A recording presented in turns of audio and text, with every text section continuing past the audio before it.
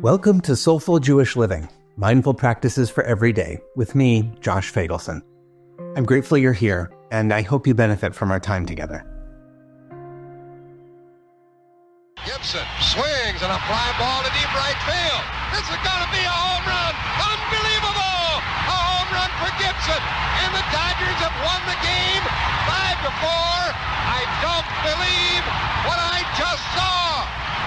I don't believe what I just saw. That's one of the most legendary calls in the history of sports television. Jack Buck announcing Kirk Gibson's dramatic game-winning pinch hit home run for the Los Angeles Dodgers with 2 outs in the bottom of the 9th inning during Game 1 of the 1988 World Series. If you're a sports nerd like me, this is probably a call you recognize. And if not, well, now maybe you understand the rest of us a little better. Awesome, right?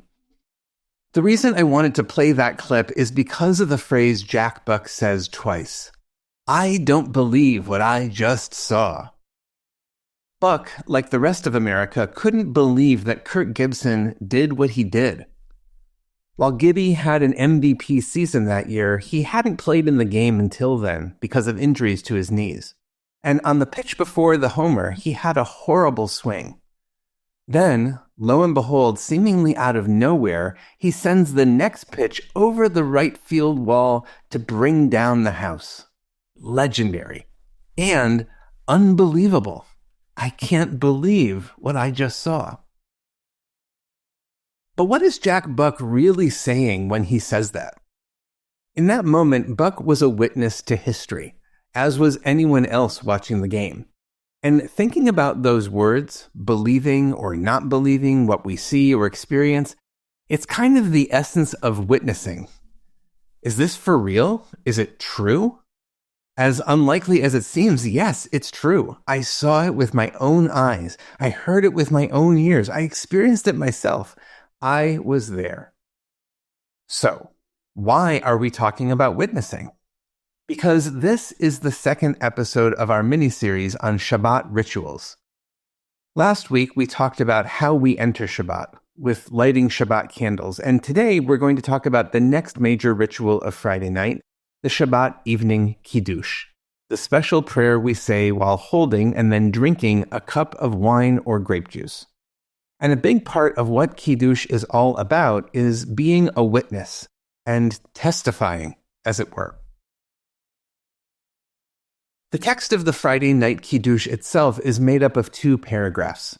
The second one is a blessing that invites us to remember and express gratitude to the Creator of the universe for the gift of our tradition, and above all, the gift of Shabbat, which it describes as a reminder of both the act of creation itself and our people's exodus from slavery in Egypt. The first paragraph of Kiddush actually comes directly from the Torah. It's the very end of the creation story, and it's the first time the Torah mentions Shabbat. God rested on the 7th day, and so do we. But what are we doing when we recite this blessing? We've probably already acknowledged that Shabbat has started, when we lit candles or if perhaps we went to synagogue. If we haven't done those things, then Kiddush can serve as kind of the formal beginning of Shabbat. But what if we already have? Then what is it about? This is where the idea of witnessing comes in. Many Jews have the custom of standing while reciting all of Kiddush, or at least the first paragraph, that part from the Torah. Why? Because as our tradition teaches, when we recite those words, we're really bearing witness, giving testimony that the Creator created all of this, that this incredible thing we call life, dude, it's real. And not just our imagination. Or even if it is our imagination, it's like Dumbledore tells Harry in Book 7 when Harry asks, is this all real or is it just happening inside my head? Of course it's happening inside your head, Harry. Why should that mean that it's not real? The practice of Kiddush itself is an act of speech.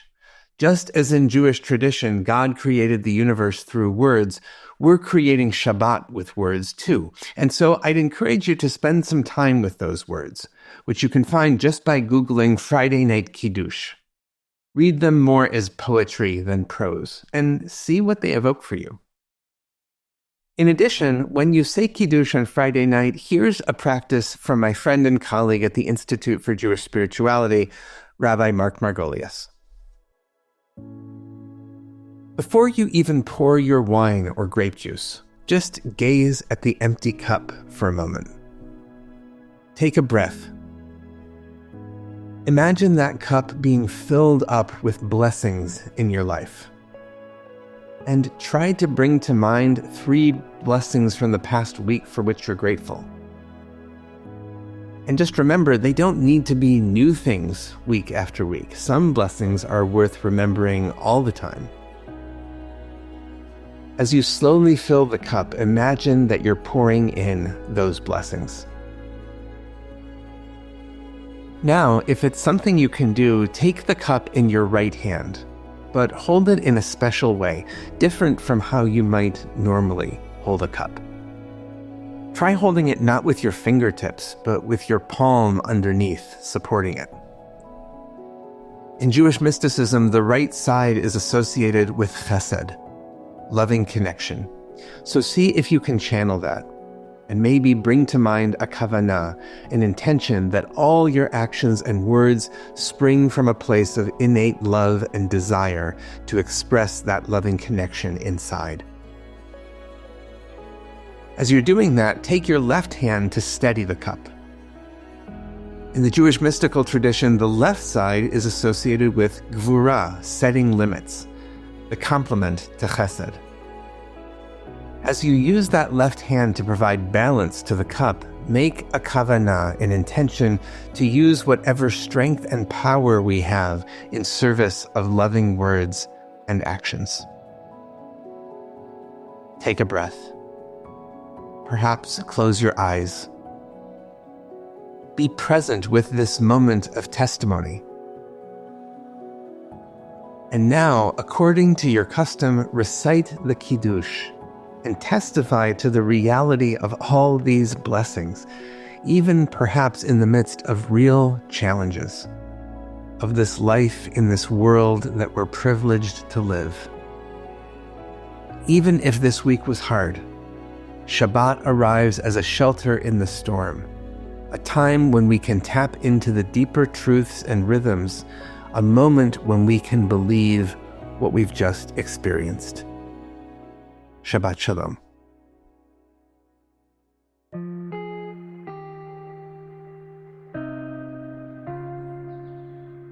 Thank you for joining us for Soulful Jewish Living, Mindful Practices for Every Day, a production of Unpacked, a division of OpenDor Media, and the Institute for Jewish Spirituality.